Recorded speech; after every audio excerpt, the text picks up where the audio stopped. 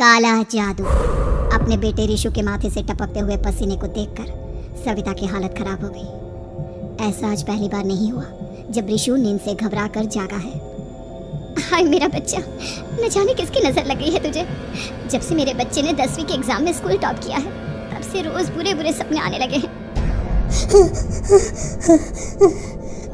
हाँ माँ, मैंने आज फिर से एक काले साए को देखा। वो यहीं मेरी आंखों के सामने खड़ा था। माँ मुझे बचा लो माँ। वो मुझसे कह रहा था कि मुझसे बदला लेगा। माँ कहीं ये प्रशांत। चुप कर, कैसी बात कर रहा है? दोबारा उसका नाम मत लेना। तुझे पता है ना, उस प्रशांत ने आत्महत्या कर ली, तो बार बार उसका नाम मत लिया कर। मम्मी, क्या सच में प्रशांत ने आत्महत्या की थी? चुप कर, बहुत सवाल पूछता है आजकल। और फिर रात के वक्त सविता के पूरे घर में एक अजीब सा काला धुआं छाने लगा। गहरी नींद में सोई सविता की जैसे ही आंख खुली उसका दम घुटने लगा। वो दौड़कर ऋषु के रूम की तरफ गई जहां उसके दरवाजे पर घूमती एक काली परछाई देख वो बुरी तरह से घबरा गई। कौन है वहाँ? कौन है? सामने आओ। ये मैं हूँ, तुम्हारी काली करतूत। और अब मैं तुम्हारे बेटे को ले जाने आया हूँ। नहीं, मेरे बच्चे को छोड़ दो प्लीज। मेरे ऋषु को कुछ मत करना। वो परछाई ऋषु के कमरे में घुस जाती है। सविता भी उसके पीछे पीछे दौड़कर जाती है और देखती है कि अब वो साया साफ नजर आ रहा था। वो सर से पैर तक खून में सना हुआ था और उसके शरीर के सारे अंग कटे फटे हैं। क्या चाहिए तुम्हें? तुम जो बोलोगे मैं करूंगी, लेकिन मेरे ऋषु को छोड़ दो। उस परछाई ने ऋषु को गर्दन से पकड़कर दीवार के सहारे हवा में उछाल दिया। ऋषु जोर जोर से चिल्लाने लगा, माँ बचाओ मुझे, बचा लो माँ, ये मुझे मार डालेगा। माँ मुझे बचा लो माँ। नहीं, ऐसा मत करो, मुझे मार दो लेकिन मेरे बच्चे को छोड़ दो। मैं तुम्हारे आगे हाथ जोड़ती हूँ। वो परछाई ऋषु को जमीन पर गिरा देती है और अचानक वहाँ से गायब हो जाती है। ऋषु, मेरा बच्चा, तू ठीक तो है ना? कुछ बोल बेटा, क्या हुआ है तुझे? मैं ठीक हूँ माँ। क्या हुआ था यहाँ पर? कुछ नहीं बेटा, कुछ नहीं। तू परेशान मत हो। हम कल ही गांव के बाहर जो तांत्रिक महाराज रहते हैं उनके पास चलेंगे। ठीक है माँ, हम जल्द ही उनके पास चलेंगे। मुझे बहुत डर लग रहा है माँ।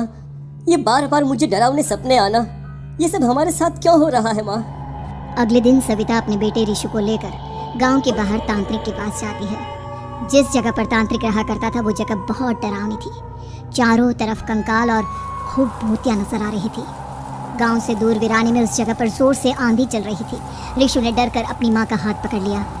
माँ मुझे बहुत डर लग रहा है। ये कैसी जगह है? देख बेटा, हमारे साथ जो कुछ भी हो रहा है उसका इलाज सिर्फ और सिर्फ ये तांत्रिक महाराज ही बता सकते हैं। अब यही है जो हमें प्रॉब्लम से बाहर निकाल सकते हैं। जैसे ही सविता और ऋषु तांत्रिक की झोपड़ी के अंदर पहुंचे, वहाँ का नजारा देखकर उनकी आंखें फटी की फटी रह गई। तांत्रिक की झोपड़ी के अंदर कई सारे लोग अपनी गर्दन घुमा घुमा कर जोर जोर से चीख रहे थे। कौन हो तुम और यहाँ क्यों आई हो? महाराज, मेरे बेटे को कुछ दिनों से एक डरावनी काली परछाई नजर आती है और कल रात उसने मेरे बेटे पर हमला भी कर दिया।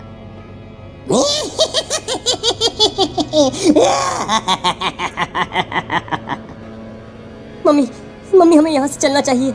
ये जगह मुझे ठीक नहीं लगती। नहीं बेटा, ऐसा नहीं कहते। रुक जाओ, 2 मिनट के लिए रुक जाओ। क्या कहा? काली परछाई? तुम्हारे बेटे पर किसी काली परछाई ने हमला किया? हाँ महाराज, वो कह रही थी कि वो मेरे बेटे को कुछ कर देगी। कोई उपाय बताइए महाराज, मेरे बेटे के साथ कुछ गलत नहीं होना चाहिए। तुमने किसी दूसरे के साथ गलत किया है तो तुम्हारे साथ भी गलत होकर ही रहेगा। तुमने किसी की जान ली है, किसी को मार डाला है तुमने। नहीं महाराज, मैंने ऐसा कुछ नहीं किया। मैंने किसी की जान नहीं ली। मुझे कोई उपाय बताइए। लगता है तुम इतनी आसानी से नहीं मानोगी। मैं तुम्हें अभी उस काली परछाई से मिलवा देता हूँ और वही सारा सच तुम्हारे सामने लेकर आएगा। सविता और ऋषु ने डर के मारे अपनी आंखें बंद कर ली। तभी अचानक तांत्रिक की झोपड़ी में अजीबोगरीब आवाजें गूंजने लगी। सविता और ऋषु बुरी तरह से कांप रहे थे। आंखें खोलो और अपने सामने देखो। क्या यही है वो जिससे तुम कल रात को मिली थी? बताओ मुझे। हाँ, इसने कल रात मेरे बेटे के ऊपर हमला किया था। ये उसी लड़के की भटकती हुई आत्मा है जिसे कुछ दिन पहले तुमने मार डाला था। मम्मी ये महाराज क्या कह रहे हैं? क्या सच में आपने किसी की जान ली है? किसी को मार डाला है? अगर हाँ तो बताइए ना मम्मी, किसको मारा है आपने? किसको? तुम्हारी माँ इतनी आसानी से सच नहीं बताएगी बेटा। इसने एक बच्चे की जान ली है। कहीं उसका नाम प्रशांत तो नहीं महाराज? वो मेरा दोस्त है, मेरा मतलब मेरा पड़ोसी है। सही पहचाना। देखा सविता, तुम्हारा खुद का बेटा भी जानता है कि तुमने किसी के प्राणों की बलि चढ़ा दी और इसीलिए अब उसकी बुरी आत्मा तुम्हारे घर में भटकती है। मुझे माफ कर दीजिए महाराज, मुझसे बहुत बड़ी गलती हो गई। प्रशांत हमारे पड़ोसी का बेटा था। हर बार उसके नंबर मेरे बेटे से ज्यादा आते थे और इसलिए मैंने उसके कमरे के बाहर काला जादू किया था, पर मुझे नहीं पता था कि वो मर जाएगा। तुम्हारे उसी काले जादू वाली गुड़िया के अंदर एक बुरी आत्मा थी जिसने उस बच्चे के दिमाग पर बुरा असर कर दिया और उसी की वजह से उस लड़के ने अपनी बालकनी से कूदकर आत्महत्या कर ली। इसकी वजह सिर्फ और सिर्फ तुम हो, तुम।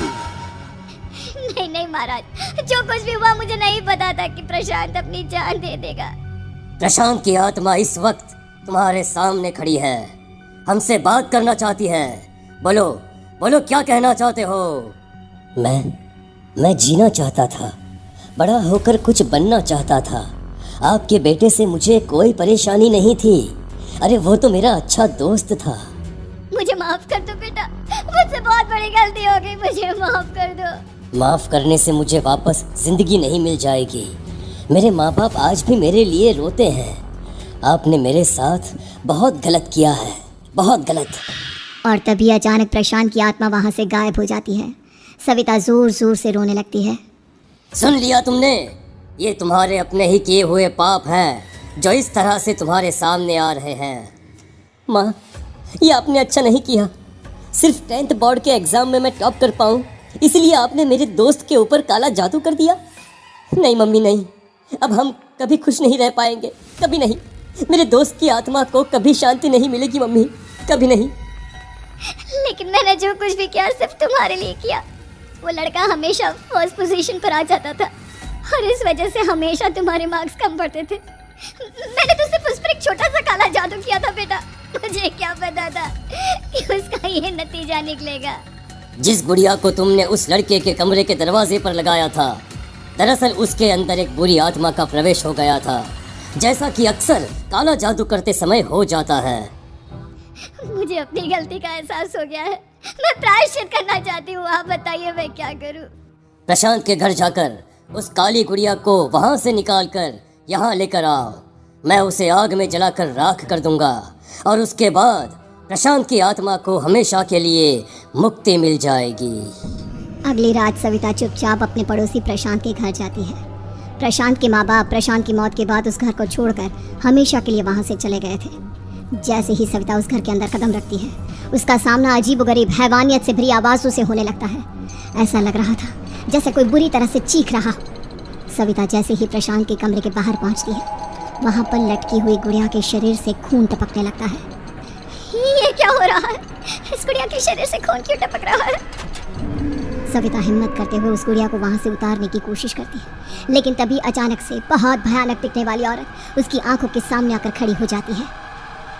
मैं यहाँ से कहीं नहीं जाऊंगी और अगर तूने मुझे यहाँ से हटाने की कोशिश की तो मार डालूंगी मैं तुझे। नहीं, मुझे तुम्हें यहाँ से ले जाना ही होगा, नहीं तो मेरा बेटा, उसकी जान को खतरा है। मैं तुम्हें नहीं छोड़ सकती। अगर तुम्हारे अंदर हिम्मत है तो मुझे इस घर से बाहर ले जाकर दिखाओ। और ऐसा कहकर वो औरत सविता के ऊपर हमला कर देती है और उसे हवा में उछाल उछाल कर जमीन पर पटकती है। लेकिन तभी अचानक मौका देखकर सविता अपने हाथ में ली हुई सुई उसके हाथ में चुभो देती है। हाथ में सुई लगते ही वो औरत जमीन पर तड़पने लगती है। ये क्या किया तूने? ये क्या कर दिया? तुझे ऐसा नहीं करना चाहिए था। तांत्रिक ने मुझे कहा था कि तुझसे जीतने का सिर्फ यही एक तरीका है जिससे मैं अपने पापों का प्रायश्चित कर सकती हूँ और अपने बेटे की जान बचा सकती हूँ। और उसके बाद वो डरावनी दिखने वाली औरत एक छोटी सी जादुई गुड़िया में तब्दील हो गई और सविता ने उसे ले जाकर तांत्रिक को दे दिया। तांत्रिक ने जादुई गुड़िया को आग के हवाले